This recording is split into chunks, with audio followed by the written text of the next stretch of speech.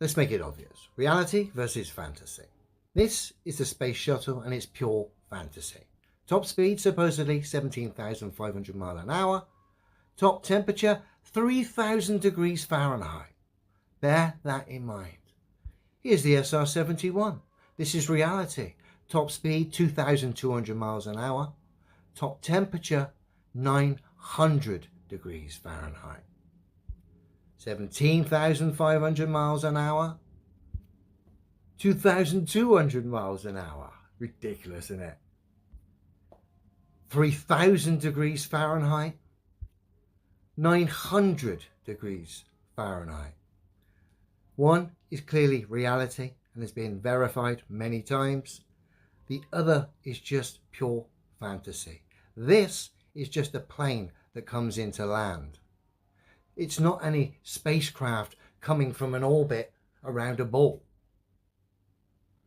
Its design looks more like a Lego aeroplane than some badass spacecraft. And then when you compare it to reality, and of course the speeds and the temperatures, like I said, it looks like a Lego fucking aeroplane rather than some badass spacecraft. And like I say, it's just a prop, an aeroplane that comes in and lands. Now, whenever the space shuttle landed, it was always accompanied by jets, supposed chase planes, to help it land, because the guys in the space shuttles were wearing space suits. So the chase plane was helping the guys land.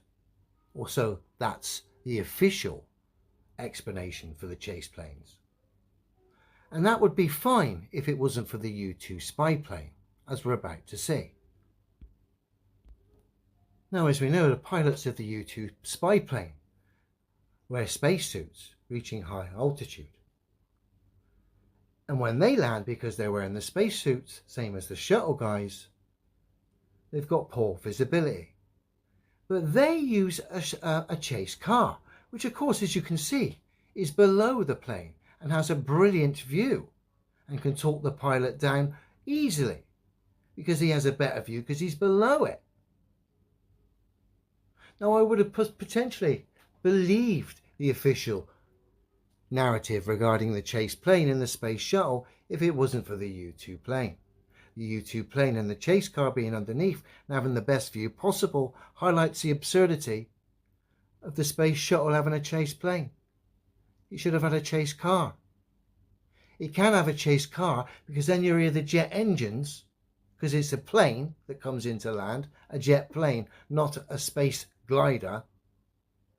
So you've got the jet planes, chase planes coming in with the space shuttle, helping it to land, rather than the chase car, which of course makes far more sense being underneath the aircraft that's landing.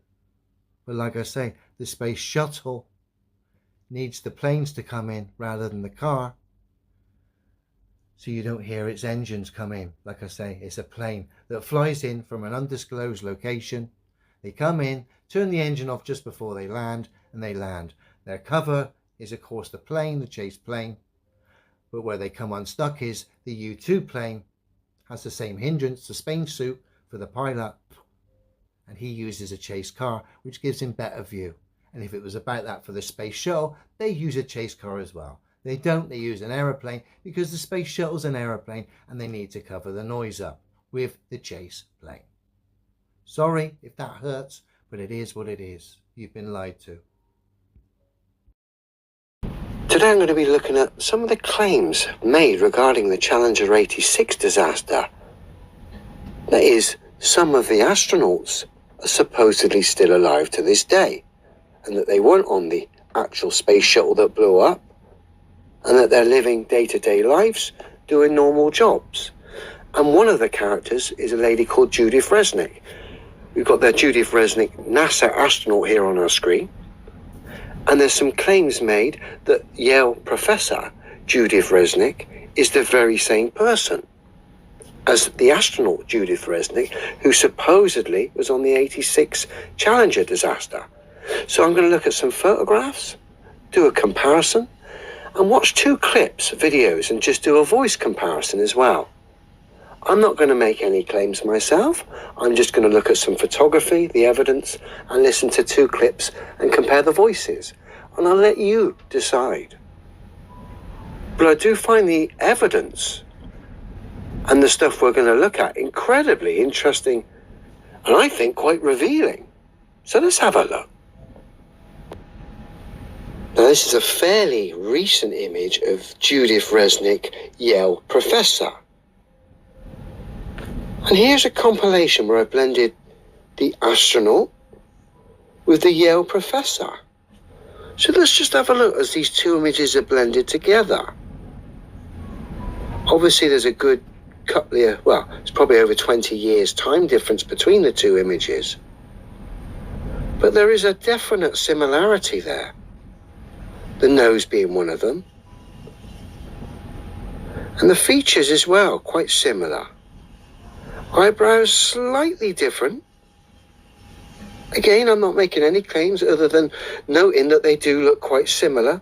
Of course, there is an age gap between the 2 images. But yeah, again, come to your own conclusions there. This is the astronaut, Judith Resnick, back in '86. And this is Judith Resnick, the Yale professor, about 10 years, maybe 15 years ago. Interesting. This is Judith Resnick, the Yale professor in more recent years. A couple of images. There's Judith Resnick, the astronaut from back in the day. Of course, the images we've seen. And a couple of comparison images. Obviously, it's an unusual name in itself. And the features are very similar, I have to say. Very similar.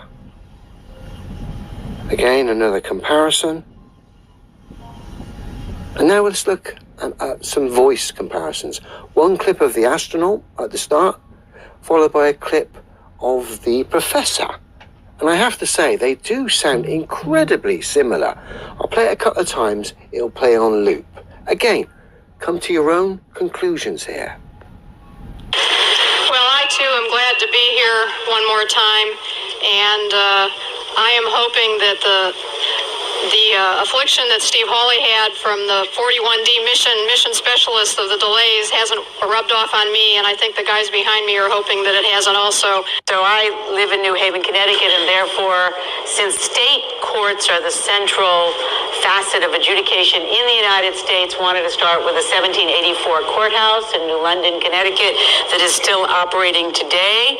Well, I too am glad to be here one more time, and I am hoping that the affliction that Steve Hawley had from the 41D mission specialist of the delays hasn't rubbed off on me, and I think the guys behind me are hoping that it hasn't also. So I live in New Haven, Connecticut, and therefore, since state courts are the central facet of adjudication in the United States, wanted to start with a 1784 court. Well, having looked at some photographs and done a comparison, and listened to your voices, Judith Resnick, the professor, Judith Resnick, the astronaut, side by side. There's a hell of a lot of similarities. So I've got to ask, is that you, Judith?